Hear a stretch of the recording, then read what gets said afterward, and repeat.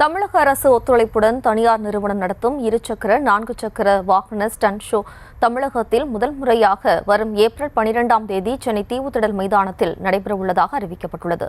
இதுகுறித்தான கூடுதல் விவரங்களோடு இணைகிறார் நமது செய்தியாளர் ராஜேஷ். வணக்கம் ராஜேஷ், கூடுதல் விவரம். வணக்கம். தமிழகத்தில் முதல் முறையாக இந்த கார் பைக் ஸ்டண்ட் ஷோ நடைபெறவிருக்கிறது. ஏற்கனவே கார் ரேஸ் நடைபெற்றது கடந்த ஆண்டில். அது மக்கள் மத்தியிலே ஒரு முக்கியமாக ஒரு கவனத்தை ஈர்த்தது. நிறைய மக்கள் அதனை ரசித்து பார்த்தார்கள்.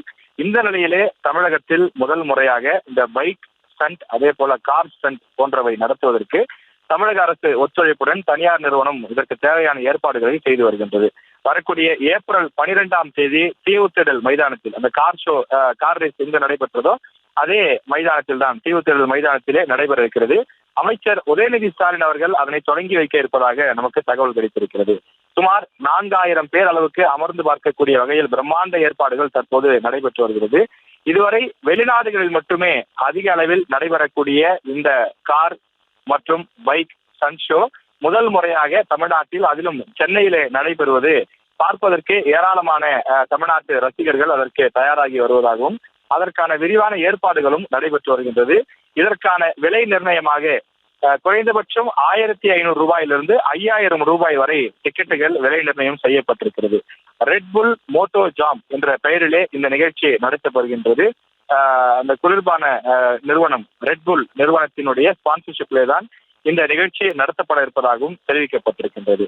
மாலை 6:30 மணிக்கு தொடங்கக்கூடிய இந்த நிகழ்ச்சி சுமார் 3 மணி நேரம் நடத்துவதற்கு திட்டமிடப்பட்டிருக்கிறது. இடையில் இசை நிகழ்ச்சிக்கும் ஏற்பாடு செய்யப்பட்டிருக்கின்றது. 2 வயதுக்கு மேற்பட்ட பெரியவர்கள் வருவதற்கான அந்த அனுமதி என்பது கொடுக்கப்பட்டிருக்கிறது.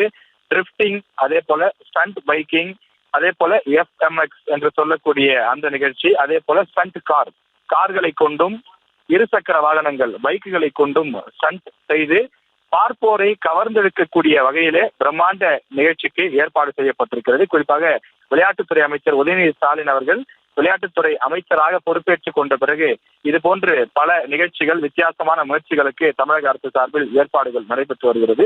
அந்த வகையில் இந்த நிகழ்ச்சி ஒரு புதுமையான நிகழ்ச்சியாக நடைபெறும் என்றும் தமிழக அரசு அதிகாரிகளும் இதற்கு தேவையான விரிவான ஏற்பாடுகளை செய்து நடத்தி வருகிறார்கள். விவரங்களுக்கு நன்றி ராஜேஷ்.